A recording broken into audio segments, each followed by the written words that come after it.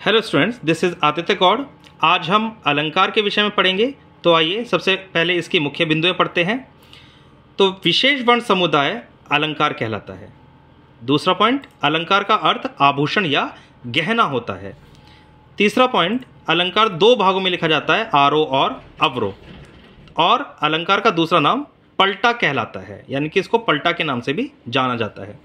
और अलंकार का क्या महत्व है कि अलंकार गाने से, अलंकार के अभ्यास से गायन और वादन में लोच तथा रस की उत्पत्ति होती है।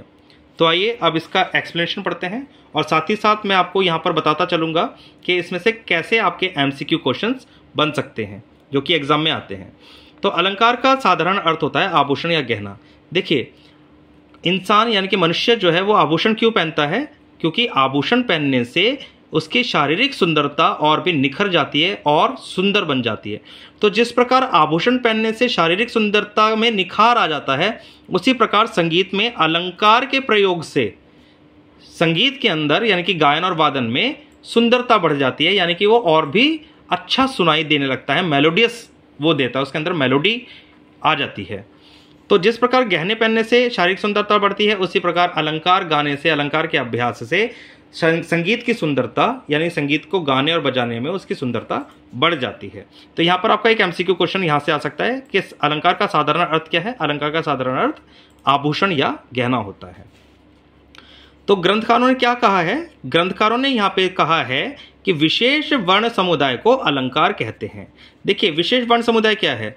विशेष वर्ण समुदाय means a specific group of notes, यानी कि स्वरों का एक ऐसा समूह जिसको गाने से गायन की या वादन की सुंदरता बढ़ जाए, वो और भी सुंदर लगे सुनने में। ऐसे स्वर समुदाय को, ऐसे वर्ण समुदाय को अलंकार कहते हैं। तो ये एक MCQ क्वेश्चन आपका यहां से भी हो सकता है कि विशेष वर्ण समुदाय क्या कहलाता है? विशेष वर्ण समुदाय अलंकार कहलाता है। ऐसे ही अलंकार में हम रूल्स को फॉलो करते हैं। ऐसा नहीं है कि कोई भी स्वर कहीं भी हमने गा दिया या कहीं पे भी हमने उसको यूज़ कर लिया, नहीं।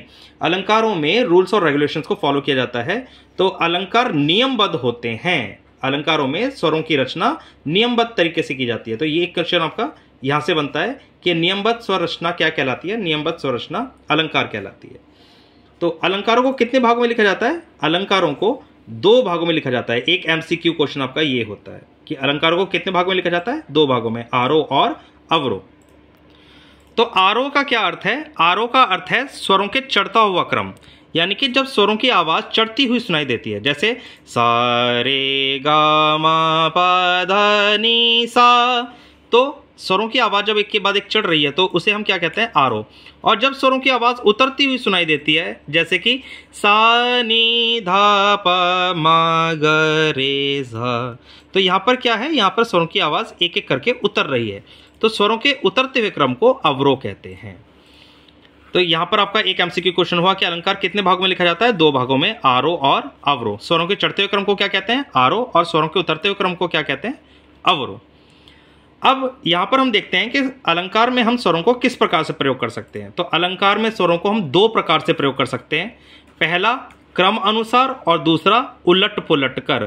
क्रम अनुसार का अर्थ है कि सीक्वेंस में हमें स्वरों को यूज करना है। जैसे सा के बाद आता है रे के बाद गा के बाद मा, देन पा के बाद धा, नी और फिर लास्ट में दोबारा से सा। तो ये हमने सीक्वेंस में इसको बोला है, सा रे गा मा पा धा नी सा। एक क्रम में हमने इसको बोला है, नंबर वाइज। तो स्वरों को हम क्रमानुसार प्रयोग कर सकते हैं अलंकार में। और अगर हम स्वरों को सीक्वेंस में ना लें, जैसे कि अगर हमने गाया है सा गा रे मा गा पा मा धा पा नी धा सा, तो यहाँ पर हमने स्वरों को सीक्वेंस में नहीं लिया, यहाँ पे हमने स्वरों को उलट पुलट कर गाया है। सा के बाद आता है रे, तो हमने रे नहीं लिया, हमने सा के बाद डायरेक्ट गा लिया है। फिर रे के बाद मा, तो हमने सीक्वेंस में यूज ना करके स्वरों को ऑल्टरनेटली हमने गाया है। तो ऐसी स्वर रचना क्या कहलाती है कि हमने स्वरों को उलट पुलट कर अलंकार में प्रयोग किया है। तो स्वरों को दो प्रकार से प्रयोग कर सकते हैं, क्रम अनुसार और उलट पुलट कर। उलट पुलट कर प्रयोग करने के कारण, स्वरों को उलट पुलट कर प्रयोग करने के कारण हम अलंकार को पलटा भी कहते हैं। तो पलटा का नाम क्यों रखा गया है? क्योंकि अलंकार में हम स्वरों को उलट पुलट कर भी प्रयोग कर सकते हैं, इसलिए अलंकार को हम पलटा के नाम से भी जानते हैं। तो ये भी आपका एक एमसीक्यू क्वेश्चन है कि पलटा किसे कहते हैं, अलंकार को ही पलटा कहा जाता है।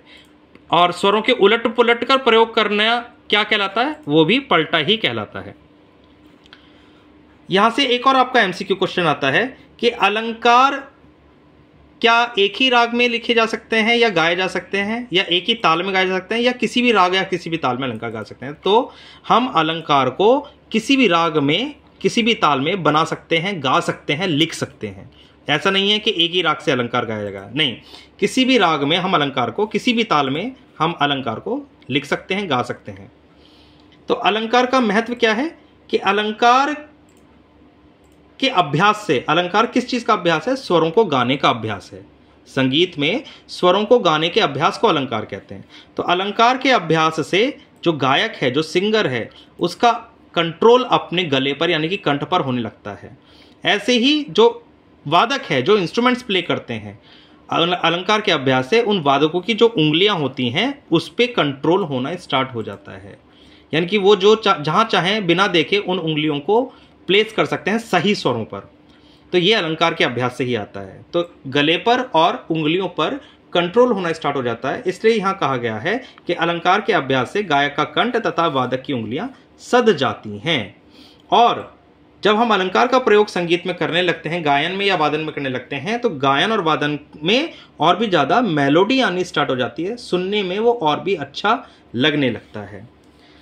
लास्ट में यहाँ पर हमने एक निष्कर्ष दिया है, कंक्लूजन है।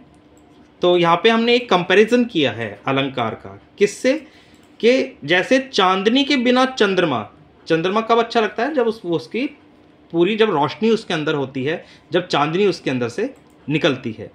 तो जैसे चांदनी के बिना चंद्रमा, जल के बिना नदी और फूल के बिना पौधे अच्छे नहीं लगते हैं, उसी प्रकार अलंकारों के बिना गायन या वादन यानी कि संगीत अच्छा नहीं लगता है। तो आज के विषय में सिर्फ इतना ही। धन्यवाद।